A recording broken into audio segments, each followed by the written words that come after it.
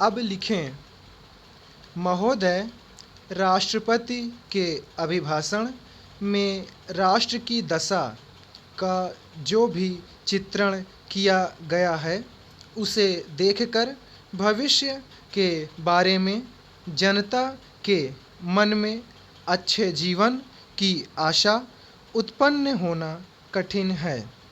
अभिभाषण में अधिक बल शासन ने अभी तक जो कुछ किया है उसकी ओर दिया गया है, जबकि यह सदन और राष्ट्र की जनता आज हमारे सामने जो संकट खड़े हैं उनका निराकरण किस प्रकार किया जाएगा, इसके संबंध में मार्गदर्शन की आशा करती थी।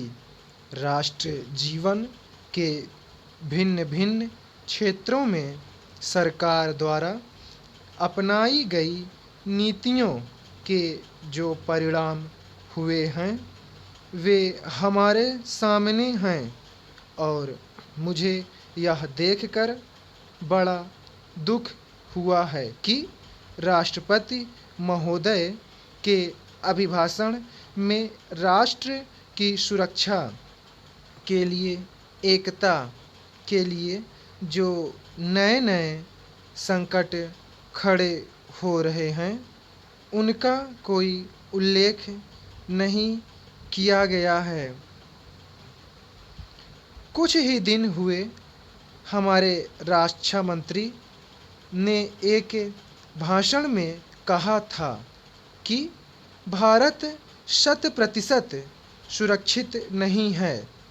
किसी देश का रक्षा मंत्री सार्वजनिक रूप से इस तरह के विचार व्यक्त करे तो यह प्रश्न स्वाभाविक रूप से खड़ा होता है कि राष्ट्र की सुरक्षा की ओर, जो कि सर्वोपरि है, ध्यान देने के लिए पूरा प्रयत्न क्यों नहीं किया गया।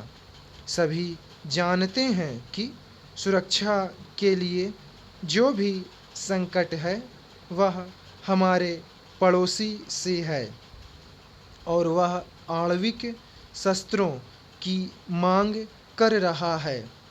वे शस्त्र किस के विरुद्ध काम में लाए जाएंगे, इसके संबंध में किसी को संदेह नहीं है, किंतु प्रश्न है क्या हमारा सैनिक बल, हमारा साज सामान किसी भी आक्रमण का सफलतापूर्वक सामना करने में समर्थ है। मैं यह स्वीकार करता हूँ कि किसी बड़े युद्ध की आशंका नहीं है, किंतु पाकिस्तान के नेता अपनी जनता का ध्यान वहाँ की गिरती हुई आर्थिक स्थिति से दूर करने के लिए किसी भी समय कश्मीर के प्रश्न पर अंतर्राष्ट्रीय सैनिक हस्तक्षेप को निमंत्रण देने के लिए झगड़ा कर सकते हैं और कोई भी परिस्थिति उत्पन्न हो, देश की जनता इस सरकार से यह आश्वासन चाहती है कि जहां तक पाकिस्तान के आक्रमण का प्रश्न है, भारत 100% सुरक्षित है। इस संबंध में सरकार को जनता के मन में विश्वास उत्पन्न करने का प्रयत्न करना चाहिए। जहाँ तक कश्मीर का प्रश्न है, सरकार किसी भी अन्य विदेशी शक्ति से वार्ता करने के लिए तैयार नहीं है। महोदय, भारत ही नहीं, सारी दुनिया आज विज्ञान और प्रौद्योगिकी के द्वारा लाए गए परिवर्तनों के कारण महान परिवर्तनों की ड्योढ़ी पर खड़ी है। इन चीज़ों ने लोगों के जीवन को बदला तो है, किंतु केवल ऊपरी तौर पर। आज हमारे पास ऊंची ऊंची और सुंदर सुंदर इमारतें हैं। खेती बाड़ी के कुछ आधुनिक तरीके भी हमें मालूम हैं, लेकिन आज हमें एक नए प्रकार के मानव की आवश्यकता है। ऐसा मानव जो विस्तारशील ज्ञान को वास्तविक उच्च जीवन के लिए उपयोग कर सके। मेरे विचार से गांधी जी ने यही करने का प्रयत्न किया, एक मानव निर्माण करने का। मैं नहीं कह सकती कि मनुष्य का स्वभाव जैसा है, उसे देखते हुए आज की दुनिया में ऐसा करना संभव होगा या नहीं, किंतु इस दिशा में प्रयत्न करना उपयुक्त होगा। और केवल बुद्धिजीवी ही इस तरह का प्रयत्न और दूसरों का मार्गदर्शन कर सकते हैं। आज दुनिया बहुत छोटी हो गई है और हम अलग अलग खानों में बंटकर नहीं रह सकते। हमें अपने लक्ष्य प्राप्ति के लिए कहीं अधिक एक होकर रहने की आवश्यकता है। हम लोकतंत्र में विश्वास करते हैं। एक तो संसदीय प्रणाली की सरकार के अर्थ में, दूसरे उस तरीके में जिस तरीके से हम अपनी पार्टी में और अन्यत्र काम करते हैं।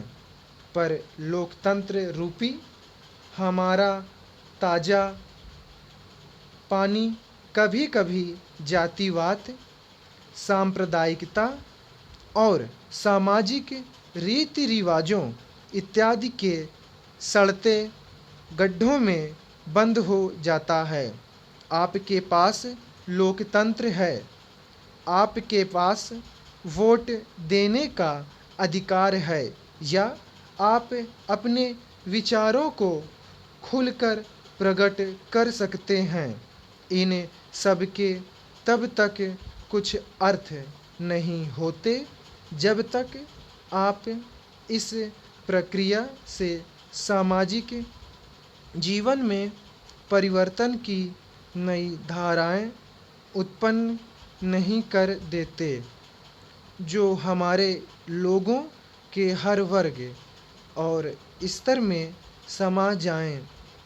प्रस्ताव पास कर देना बहुत सरल है, पर उसका कार्यान्वयन करना सरल नहीं है। हम जानते हैं कि स्थिति या पद में कुछ लोगों का निहित स्वार्थ हो जाता है और कुछ एक का किन्हीं दूसरी चीज़ों में, लेकिन सबसे बड़ा निहित स्वार्थ है भय, जो जाना पहचाना है उसे परिवर्तित करने का भय। हम जानते हैं कि अमुक चीज़ बुरी है, फिर भी हम उसे परिवर्तित करने से डरते हैं। लेकिन आज हम इस तरह बड़े बड़े परिवर्तनों के बिना वास्तव में जीवित ही नहीं रह सकते। हम परिवर्तन लाएं कैसे?